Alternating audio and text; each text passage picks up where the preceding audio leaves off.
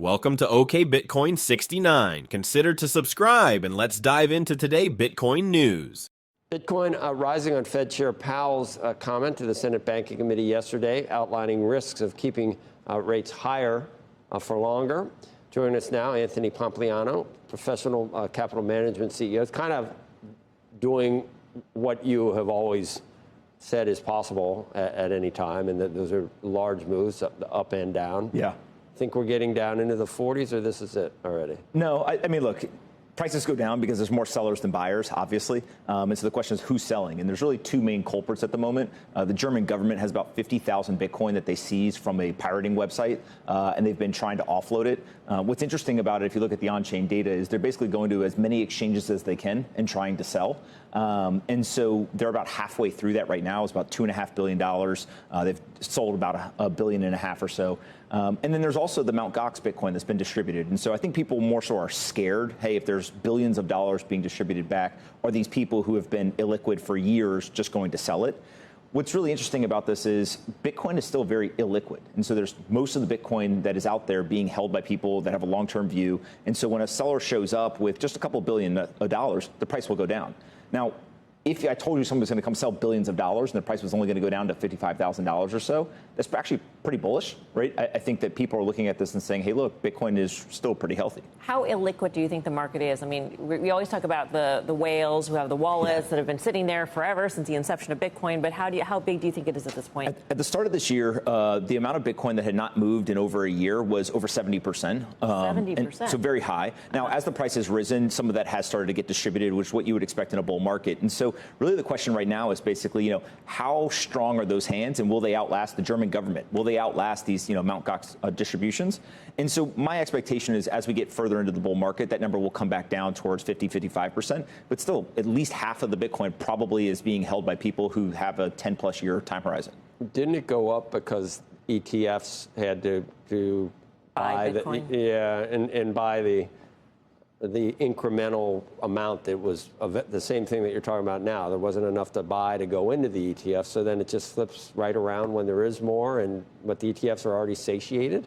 Yeah, I think that there's a huge part of Bitcoin is a free market asset. And so naturally when an ETF gets approved, there's a bunch of people who are very excited. The media is talking about it. People rush in. But you needed to buy Bitcoin to go into the ETFs, right? And there weren't that many for sale. Correct. And so about 80% of those flows now, after people have analyzed it, appear to be retail, not actual institutions going in yet. And so I've talked to a lot of folks who run RIAs or large institutions, and it takes a while for them to go through their investment process, underwrite the risks, approve, and then allocate. And so my expectation is kind of the second half of this year, maybe end of Q3, beginning of Q4, we'll start to see a lot more of the institutional flows into those ETFs. And also the basis trade. There was a lot of people who were going long Bitcoin, short the futures. And as that spread has come down, less and less people are saying, hey, I should go put that trade on. And so it's just a very dynamic market with a lot of inputs and trying to stay on top of it. I still think Bitcoin's got a very good future ahead of it.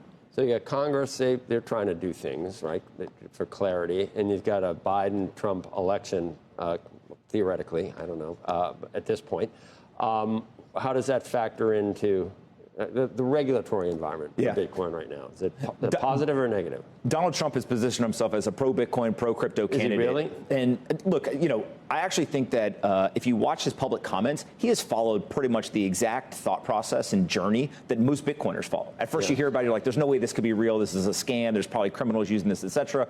Then you get interested. Then it's all about price. And then eventually you get convinced of sound money principles and kind of the other ethos around it. Now, what I do see is Democrats are kind of caught in between two things, right? Because on one hand, you don't want to cede the crypto and Bitcoin point to the Republicans, but also you have a number of people in the Democratic faction that are saying, look, we don't like this stuff. We actually want to clamp down on it. And so what you're getting is a bifurcation from what I can see where there's some breaking of, the party lines. And ultimately, I think that people for decades have been voting for their wallet. Bitcoin and crypto is just the latest version of that. And so when they go into that ballot box in November, they're going to look for a pro-crypto or pro-Bitcoin candidate, whether it's at the presidential level or state, Senate, Congress, et cetera. Will that be enough to be a catalyst for Bitcoin if Donald Trump were elected? A lot of Bitcoiners probably won't like this answer, but I actually think the only thing we need as a catalyst for Bitcoin is time. One of these interesting things about if you go and look through all these different cycles, the summer's just slow. People are doing stuff. People are traveling. They're not sitting in front of their computer watching a chart. And so when we get into September and beyond, I think that's just enough to get the price to going back up. We're still with just the store value, though. That's enough for you right now. We're still not sending it to relatives over in Ukraine or something. Again, maybe not a popular answer, but Bitcoin definitely has won the store of value, in the crypto asset class. But stable coins are winning the medium of exchange. And I think that if you look at the data, stable coins now do just as much volume as Visa. And ultimately, people want an asset that if they go and they spend it or they send it to a friend, it's not going to be worth 2, 3, 4x more in the future, right? And so dollars, they believe, are going to actually be worth less in the future. And so it makes sense that they want to spend the dollars on a blockchain and then hold Bitcoin to store value. You don't want to buy that pizza instead of a Bugatti, right? It's better to use dollars and hold your Bitcoin than it is to do the opposite. Anthony Pompliano discusses several key points regarding Bitcoin. 1. Market liquidity. He highlights that Bitcoin remains relatively illiquid, with a significant portion held by long-term holders. This illiquidity can cause substantial price movements when large holders decide to sell.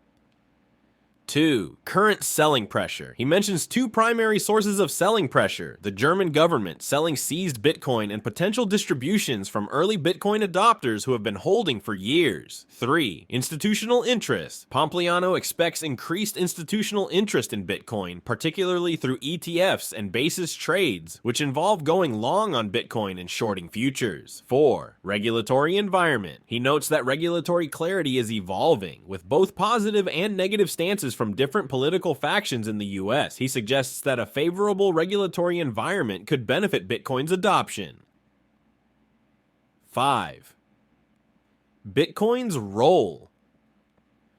Pompliano asserts that Bitcoin has established itself as a store of value within the crypto asset class, while stablecoins are gaining popularity as mediums of exchange. Overall, Pompliano remains bullish on Bitcoin's long-term prospects, emphasizing its resilience despite short-term volatility and regulatory uncertainties.